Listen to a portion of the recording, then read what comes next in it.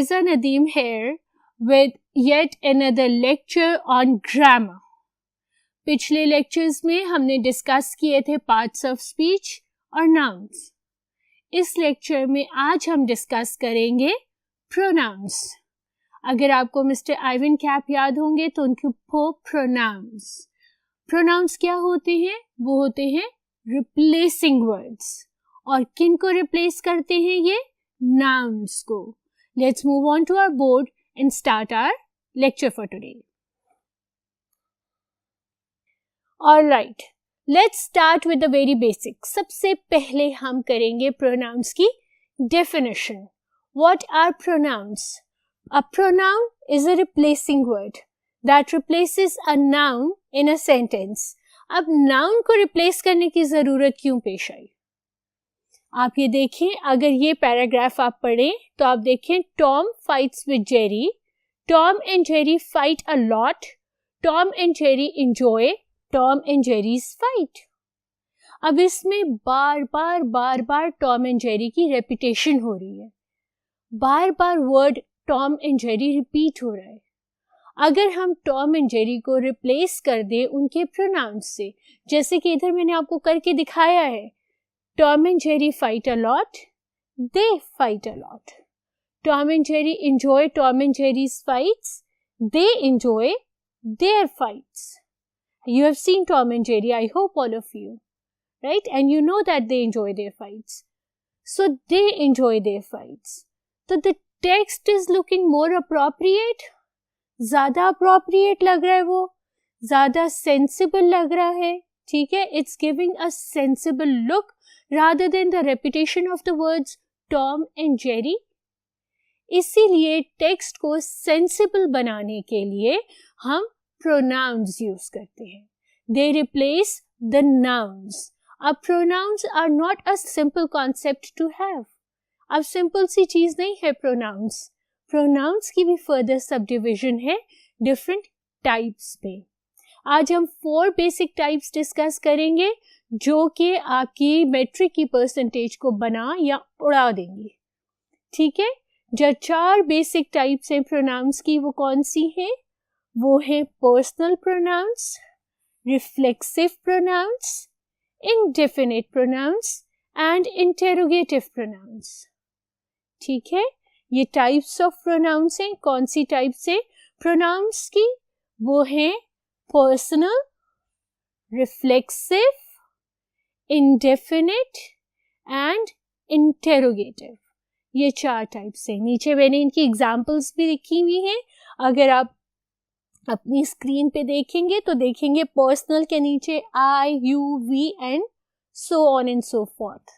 Reflexive के अंदर myself, yourself, ourself, itself and so on and so forth. Likewise indefinite की everybody, somebody, nobody, neither, either, no one, someone, ये सब reflexive pronouns की types है.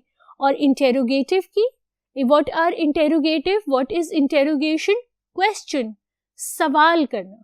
Obviously, the W words. Who, whose, whom, what, where, right? These are all interrogative pronouns and they are used in the interrogative sentences. यहाँ तक I hope आपको समझ आ गया होगा प्रोनाउंस की बेसिक, उनका यूजेज और types of pronouns. Let's discuss each type of pronoun individually. चलते हैं अपने दूसरे बोर्ड पे. इंडिविजुअली हर टाइप को हम डिटेल में डिस्कस करते हैं.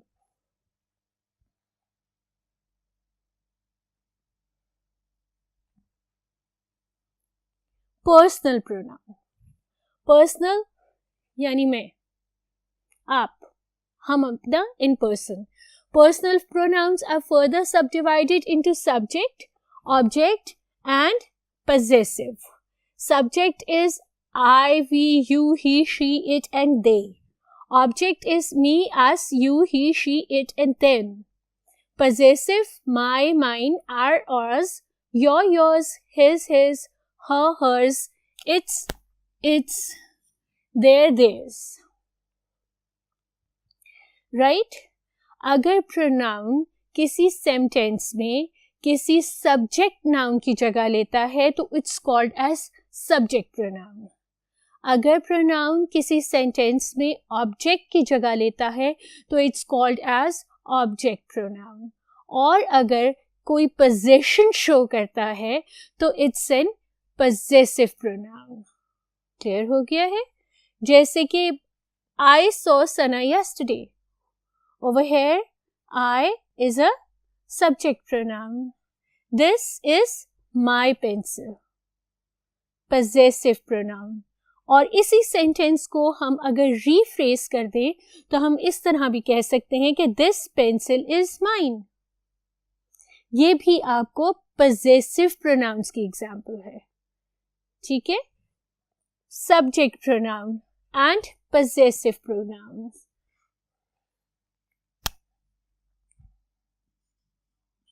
Ali kicked the ball. He kicked it hard.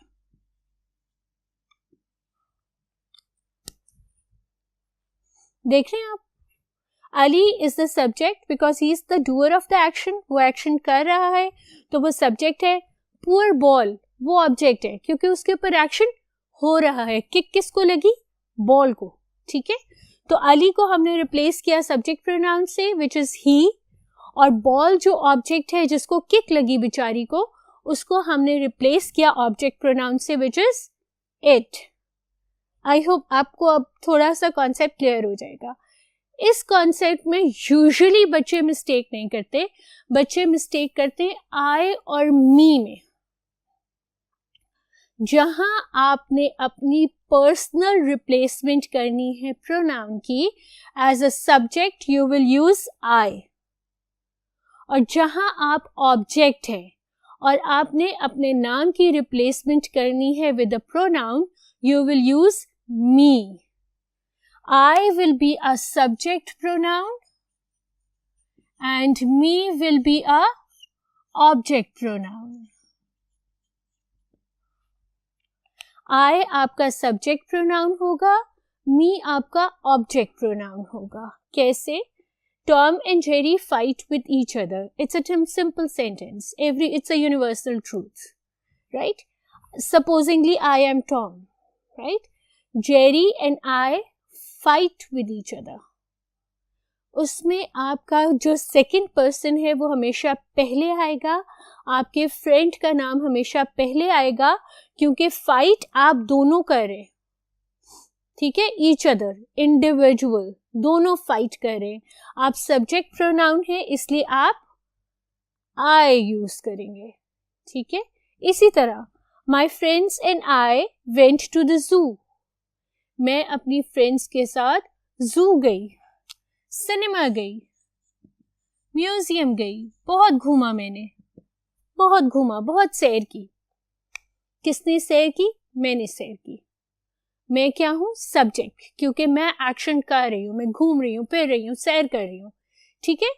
तो मैं सेंटेंस के शुरू में हूं और मैं आई हूं। ठीक है? The boss gave the project to Jerry and me. अब हम क्या हैं यहां पर? मैं यहां पर ऑब्जेक्ट हूं क्योंकि प्रोजेक्ट मुझे दिया जा रहा है, और प्रोजेक्ट कौन दे रहा है? मेरा बॉस। तो जब मेरे बॉस ने मुझे प्रोजेक्ट दिया, मैं कुछ नहीं कर रहा, मैं बैठा हुआ हूँ, मेरे ऊपर काम किया जा रहा है, मुझे प्रोजेक्ट दिया जा रहा है, तो मैं सेंटेंस के आखिर में हूँ और मैं मी हूँ, मैं आई नहीं हूँ। ये एक कॉमन एरर होती है जो बच्चे बेतहाशा करते हैं। Even if you reach this grade, the highest school grade, you do this common mistake. छोटी सी की है, सेंटेंस के शुरू में तो आई है, सेंटेंस के एंड में है तो मी है। लेकिन अगर आप इसको एक सेंसिबली इंग्लिश लिटरेट पर्सन की तरह बताएंगे तो आप ये बताएंगे कि आई जो है वो सब्जेक्ट प्रोनाउन है और मी जो है वो ऑब्जेक्ट प्रोनाउन है। अगर आपने एज अ सब्जेक्ट अपने आप को रिप्लेस करना है, अपने नाम को रिप्लेस करना है, तो यू विल यूज आई, और अगर एज एन ऑब्जेक्ट आपने अपने नाम को रिप्लेस करना है तो you will use me, right?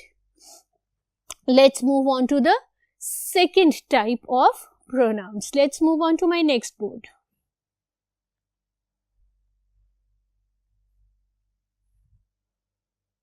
Reflexive pronouns.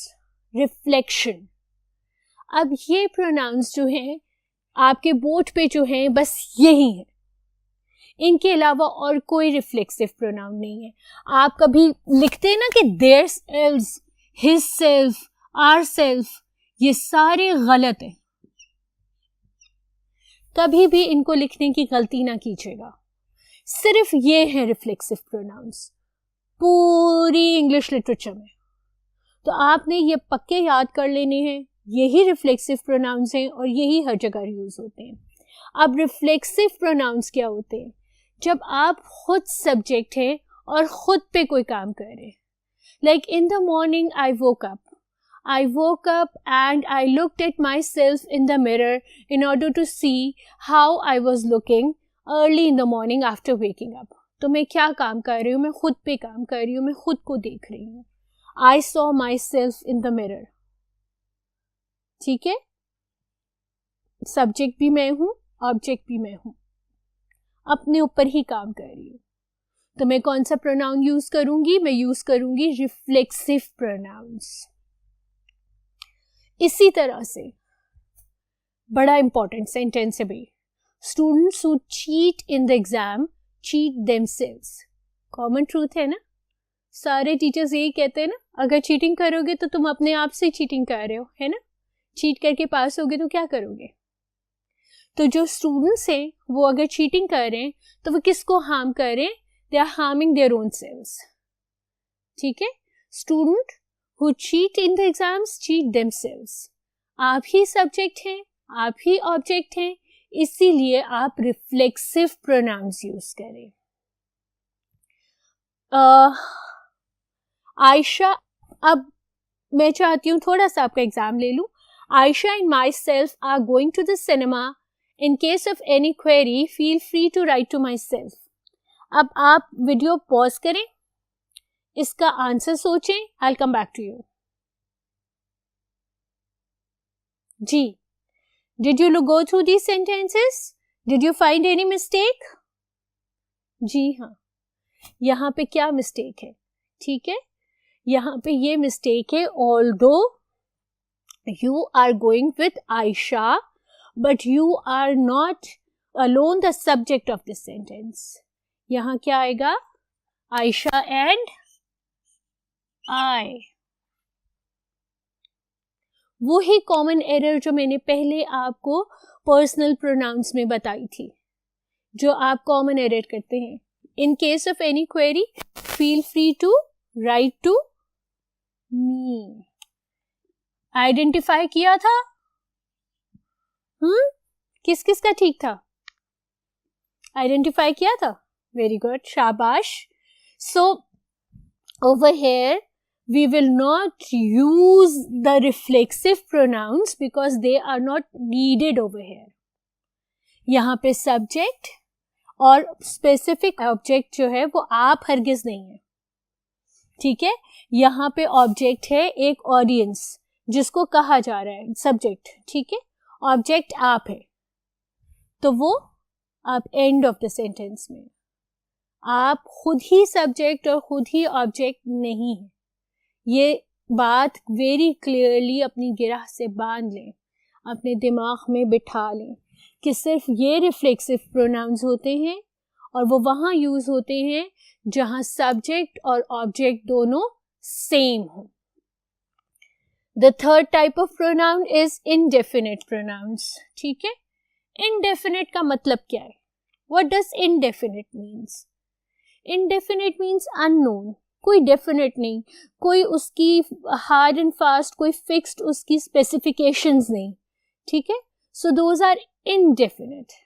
अब इनडेफिनिट प्रोनाउंस अननोन, ठीक है, जिनका मालूम नहीं. ये फ्यू एग्जाम्पल्स हैं. इसके अलावा और भी बहुत सारी एग्जाम्पल्स हैं, लेकिन ये few examples are on the board, ठीक है. Anybody, everybody, nobody, each, either, neither, somebody, no one, something. अब इन प्रोनाउंस की स्पेसिफिक क्या क्वालिटी है? इन प्रोनाउंस की स्पेसिफिक क्वालिटी ये है कि even if you are speaking about everybody, हर कोई, एवरी मीन्स ईच, यानी वहां अगर 100 लोग भी हैं तो आप एवरीबडी को as a singular noun deal करेंगे. Everybody means each. Everybody is invited to the party. You have been to your school and you have asked everyone, you are invited to my party. So every singular one is considered as everybody. तो everybody singular noun consider होता है. ये जब मैं further subject and verb agreement पे lecture दूंगी तो आपको इसको clarify करूंगी.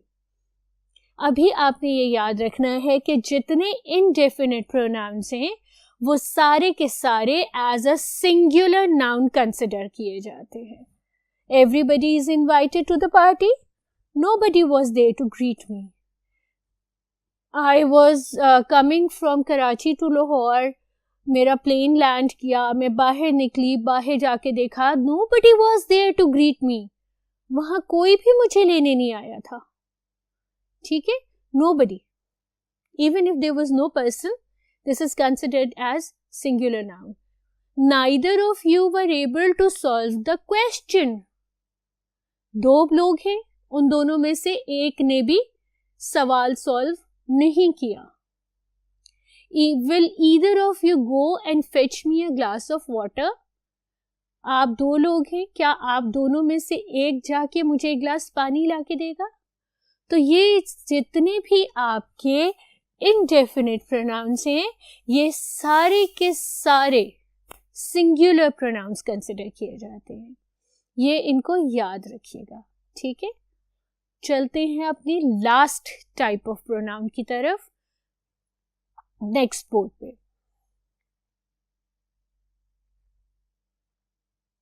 Interrogative pronouns. As the name shows, interrogative यानी question.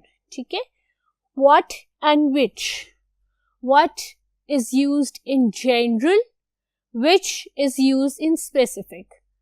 Imagine करें आप एक रेस्टोरेंट में गए, आपने मेन्यू खोला, ठीक है, आपने अपने फ्रेंड से पूछा what do you want to eat, क्योंकि इतना बड़ा मेन्यू है, 4 लीफलेट्स हैं उसके, ठीक है, इतना बड़ा मेन्यू है और आपने उसको पूछा what do you want to eat. But problem क्या हुई कि वेटर ने आपसे कहा कि it's too late, we have only sandwiches and pizza to serve. बहुत लेट गए हो बेटा, रेस्टोरेंट में सारा खाना खत्म हो गया और वेटर आपको कह रहे हैं कि सिर्फ उसके पास सैंडविचेस हैं और पिज्जा है. फिर आप अपने फ्रेंड से क्या पूछेंगे? फिर आप अपने फ्रेंड से पूछेंगे which do you want to eat. अब स्पेसिफिक हो गया, 2 चीजें हैं, उसमें से कौन सी खानी है. I hope the concept is clear. आपकी आंखों में कुछ पड़ गया है and you are feeling unwell. तो you say there something fell into my eye. Your friend will ask you which eye. 2 ही आंखें ना आपके पास. You hurt your finger. Your friend will ask you which finger did you hurt. ठीक है, 10 उंगलियां, उससे ज्यादा तो नहीं है. ठीक है, वॉट हम यूज कर रहे हैं जब हमारे पास बहुत सारी बड़ी सी ऑप्शन हो. ठीक है, what will you do today, आज आप क्या करोगे. ठीक है, सारा दिन मल्टीपल एक्टिविटीज है. ठीक है, वॉट विल यू प्ले, बहुत बड़ी ऑप्शन है, जिम्नेजियम में आप. What will you do now. ठीक है, लेकिन जब आपके पास ऑप्शंस लिमिटेड हैं तो आप वर्ड यूज करेंगे विच. ठीक है, नेक्स्ट जो मैं आपके साथ इधर डिस्कस करूंगी वो है हु और whom. हु और whom भी बेटा बिल्कुल आई एंड मी की तरह है. हु आपका सब्जेक्ट प्रोनाउन है और whom आपका ऑब्जेक्ट प्रोनाउन है. एक चीज ये याद रखिएगा कि हम ये प्रोनाउंस इसलिए यूज कर रहे हैं कि जब आपको मैट्रिक एग्जाम में क्वेश्चंस आते हैं तो उनको आपको समझना मुश्किल हो जाता है. अगर उन्होंने आपको what दिया है तो आपको मालूम होना चाहिए कि वो एक जनरल ओवरव्यू दे रहे हैं, और अगर उन्होंने आपको which दिया है तो आपको ये मालूम होना चाहिए कि किन दो कैरेक्टर्स से रिलेटेड वो बात कर रहे हैं। इसी तरह से who और whom, एक चीज़ याद रखिएगा कि इंग्लिश में अगर आप हर जगह whom की जगह भी who लगाते हैं तो वो एक्सेप्टेबल है, लेकिन अगर आपने शो ऑफ करनी है कि you know English a lot, तो फिर आपने who और whom का डिफरेंस ज़रूर मीट करना है। जैसे कि who visited Ali in the hospital, subject किसी ने विजिट किया था, सब्जेक्ट है वो काम कर रहा है, अली तो बेचारा हॉस्पिटल में है, लेकिन उसको किसने विजिट किया, subject who, right. Ali was visited by whom in the hospital, यहाँ पर ये ऑब्जेक्ट है, ठीक है। अली को विजिट किया गया था किसी ने, तो वो कौन थे, यहाँ पर ये ऑब्जेक्ट है, ठीक है। क्लियर हो गया कॉन्सेप्ट who और whom का, what और which का। एक क्विक रिकैप कर ले प्रोनाउंस का और टाइप्स ऑफ प्रोनाउंस का। What are pronouns? Pronouns are the replacing words. They replace nouns in a sentence. There are 4 types of pronouns: reflexive pronouns, personal pronouns, interrogative pronouns, and indefinite pronouns. Right? Personal pronouns: I, me, we, us, they. Reflexive pronouns: myself, yourself. Reflexive pronouns are only used when you are both the subject and the object. ठीक है।